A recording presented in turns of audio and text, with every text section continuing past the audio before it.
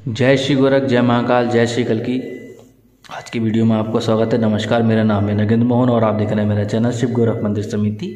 समय समय पर मैं आपको मुद्राओं का ज्ञान देता रहता हूं। आज मैं आपको बताऊंगा अग्नि मुद्रा के विषय में, जिसको मणिपुर मुद्रा के नाम से भी जाना जाता है और ये इसको महाशक्ति मुद्रा भी कहते हैं। किस प्रकार से हम इस मुद्रा को करते हैं और इसको करने का क्या तरीका होता है, ये आज आपको मैं विस्तार से बताऊँगा। तो देख लीजिएगा। हम जब मणिपुर मुद्रा करेंगे तो हमने पिछली वीडियो में बताया था कि मणिपुर चक्र का स्थान कहाँ है, हमारे अग्नि तत्व का स्थान कहाँ है। तो हमने ये बताया था स्थान कि ये अंगूठा हमारा अग्नि तत्व का प्रतीक होता है और मणिपुर चक्र का भी प्रतीक है, महाशक्ति का प्रतीक भी है और महाशक्ति का स्थान भी यहाँ पर होता है। तो जाहिर सी बात है, जब महाशक्ति मुद्रा हम करेंगे या फिर मणिपुर मुद्रा करेंगे तो वह अंगूठे के साथ लगाई जाएगी।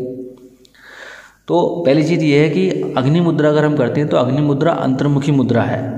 इस चीज़ का आप विशेष ध्यान रखें। अग्नि मुद्रा जो होती है वो अंतर्मुखी मुद्रा होती है और अंतर्मुखी मुद्रा ज़्यादा पावरफुल होती हैं बाह्य मुद्रा के।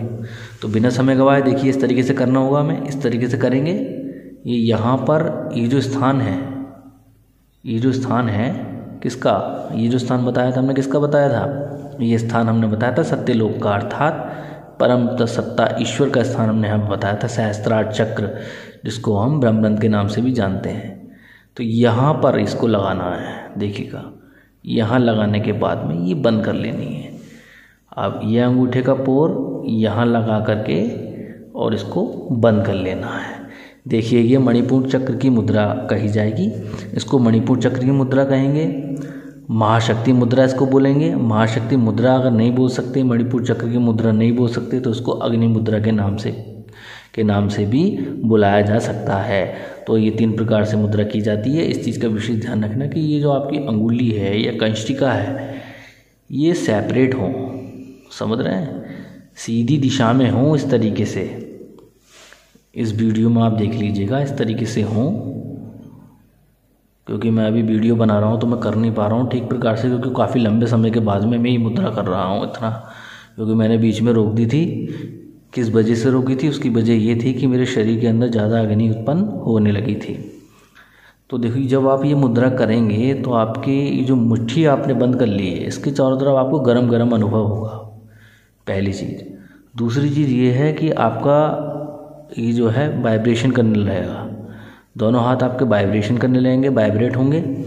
तीसरी चीज़ ये है कि आपको एक अलग प्रकार का अनुभव अपने मस्तिष्क में होगा, मतलब दबाव सा लगेगा। ऐसा लगेगा आपको जैसे कि मस्तिष्क आपका जो है वो किसी न किसी चीज़ को एब्जॉर्ब कर रहा है। बहुत अच्छी मुद्रा ये कही गई है। कुंडलिनी महाशक्ति जागरण के लिए बहुत महत्वपूर्ण है और इसका जितना बखान करा जाए कम ही कम है। अब तक जितनी मुद्राएं मैंने करी हैं उसमें ये मुद्रा सबसे उत्तम कही गई है, क्योंकि 4-5 मुद्राएं ऐसी हैं मैंने जिनका अनुभव किया, जिसमें पंचभैरव मुद्रा है, अग्नि मुद्रा जिसको मैं अभी करके आपको दिखा रहा हूँ, सरस्वती मुद्रा है, गुद मुद्रा, और सबसे अच्छी और सबसे प्रिय सहस्त्रार चक्र की मुद्रा।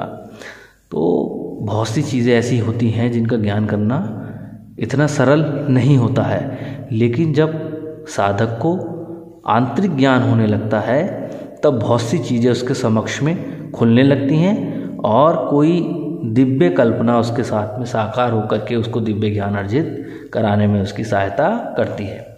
तो ये मुद्रा कीजिए आपको निश्चित तौर पर लाभ होगा। और इस मुद्रा को एक बार और जान लेते हैं कि किस तरीके से आप करेंगे।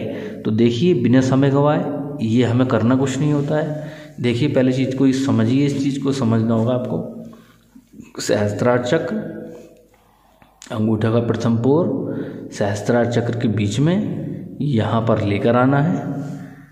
देखिएगा, यहाँ पर लाने के बाद में आपको यहाँ लेकर आना है और इसको सीधा करके बंद कर लेना है।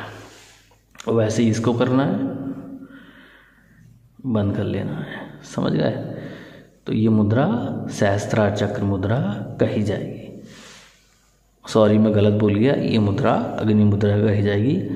और इसका बेनिफिट अतुलनीय है भाई। सूक्ष्म शरीर को जागरण करने के लिए महत्वपूर्ण है और हमारे कारण शरीर की जो सक्रियता है उसको बांध देता है। ये बहुत अच्छी मुद्रा है। इस मुद्रा को करते समय आप मणिपुर चक्र का जो बीज मंत्र है, जिसको बोलते हैं राम, उसका ध्यान कीजिएगा। और ध्यान करने के उपरांत ही आपको दिव्य अनुभव इसके साकार होने लगेंगे।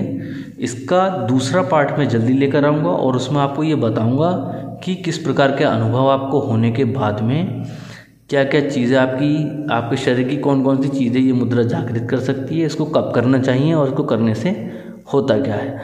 तो मिलते हैं अगली वीडियो में। जय महाकाल।